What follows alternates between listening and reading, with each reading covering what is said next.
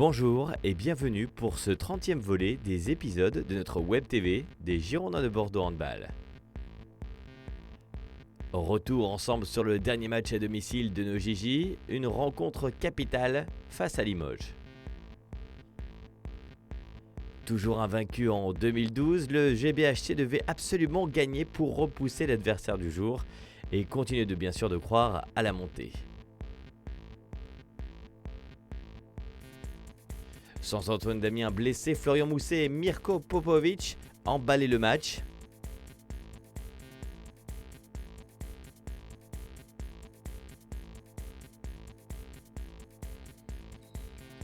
Cédric Ignol était lui aussi de la fête et les Girondins scoraient. Oui mais voilà, la défense allait prendre l'eau.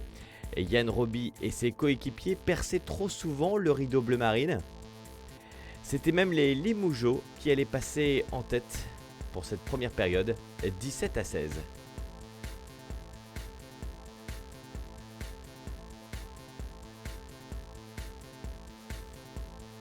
Au retour des vestiaires, Mirko reprenait le jeu à son compte, les assauts adverses étaient mieux canalisés par nos Girondins pour mieux préparer les contres, à l'image ici de cette action de Slobodan Ervakanin.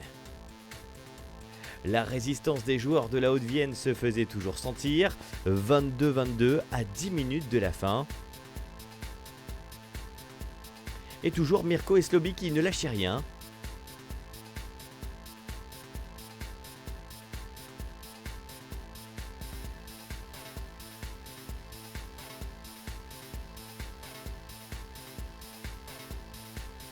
Tournant du match, Mathieu Reynaud stoppait un nouveau penalty.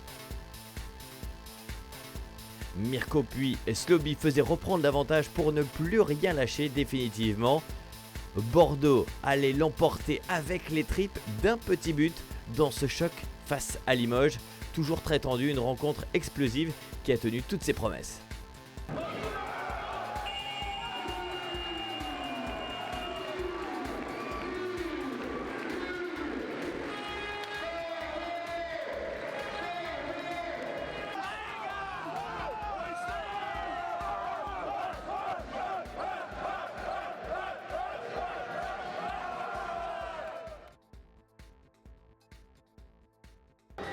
Eric, on peut le dire, une victoire dans la souffrance cet après-midi. Oui, réellement dans la souffrance, on était diminué déjà dans l'effectif puisqu'on était sans Xavier Villacampa et sans Antoine Damiens. Malgré tout, on a quand même un effectif qui nous permet de gagner ce type de match, mais c'est vrai que par rapport à l'habitude, ça manquait un peu de rotation. Et toute une semaine un peu compliquée parce qu'il y avait eu d'autres bobos après le match d'Asbrook, donc une semaine un peu particulière.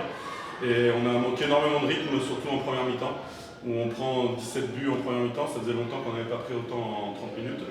Et deuxième, où on a mis un peu plus ce qu'il fallait, puisqu'on prend 11 buts en deuxième mi-temps, donc ça c'est plutôt une satisfaction, mais effectivement dans la douleur. Après on ne prétend pas gagner tous nos matchs avec 10 buts d'écart, on s'en faut. Et donc c'est aussi ce genre de match qu'il faut savoir gagner, donc tant mieux pour nous. Les joueurs ne se sont pas affolés. Quelquefois, il y avait un petit peu de bruit sur le banc, mais globalement, sur le terrain, ils ne se sont pas affolés. Oui, globalement, je regrette quand même des fois de temps en temps un peu de manque de sérénité, mais c'est vrai que dans la globalité, on ne s'est pas affolé et c'est peut-être aussi ce qui nous fait maîtriser, relativement maîtriser, ça serait prétentieux de dire maîtriser quand même, les débats, notamment sur la fin de match.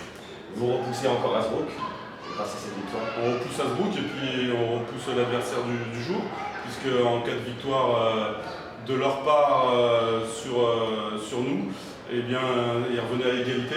Donc on assure ça.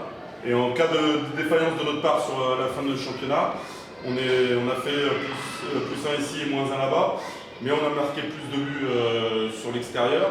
Donc en cas d'égalité et de faux pas de notre part sur la fin du championnat, on resterait devant eux, donc c'est une bonne chose. Bon, doublement positif. Voilà. Merci à vous, Eric. Mathieu, vous nous avez fait peur et vous vous êtes fait peur aussi, hein? Un petit peu, ouais. Un petit peu, on manquait un petit peu de sérénité là. On a fait une semaine d'entraînement un peu moyenne où je pense qu'après Asbrook, on s'est un petit peu trop relâché. Donc ça a failli nous coûter cher là sur le match. Déjà, on va dire qu'on perd la première mi-temps et derrière, eux ils sont en confiance, donc pour rebondir c'est difficile. Mais après, on s'en sort, quoi, ça fait vraiment du bien. Trop de buts de pris quand même en première période, et puis c'est difficile dans les cages aussi. Ouais, beaucoup trop de buts en première, puis pendant tout le match. Quoi. On prend beaucoup trop de buts. Je sais plus combien à la fin, 29-30. 30-29, donc 29 buts. C'est pas dans la droite ligne de ce que vous êtes fixé. Déjà la dernière fois, je disais qu'à 26 c'était beaucoup trop, donc là 29. On doit en prendre beaucoup moins. C'est sûr qu'en première mi-temps, on en prend beaucoup trop. Mais c'est là aussi où les pépins de la semaine vont peut-être aussi souder une cohésion grâce à cette victoire, une cohésion importante. Oui, après le groupe il est soudé, mais on voit que dès qu'il y a un petit grain de sable, forcément il y a des doutes qui s'installent un petit peu, mais c'est pas du tout le même doute que ce qu'on a eu en début de saison où tout le monde avait craqué. Là c'est juste des petits doutes qui font qu'il y a des hésitations, et puis on joue quand même, quoi, donc il n'y a pas de souci. Prochain match à l'extérieur, comment vous allez l'aborder? Je sais pas, on va voir ça dès demain. Dès demain à l'entraînement, on va en discuter, et puis je sais que le déplacement va être assez confortable. On va partir vendredi pour être tranquille et pas avoir de déplacement dans les jambes. Donc on va voir ça. Pour le moment, on va savourer un petit peu la victoire, et après on verra dès demain à l'entraînement ce qu'on va faire. Alors aussi, prochaine rencontre à domicile, elle sera importante face à Pau. Ce sera essentiel parce qu'il y a aussi une revanche en jeu. Ah oui, c'est sûr, oui, une revanche. On n'a pas oublié l'article dans le journal qu'ils avaient passé, disant qu'on avait été en dessous de tout et qu'on était, je vais dire, des bons à rien.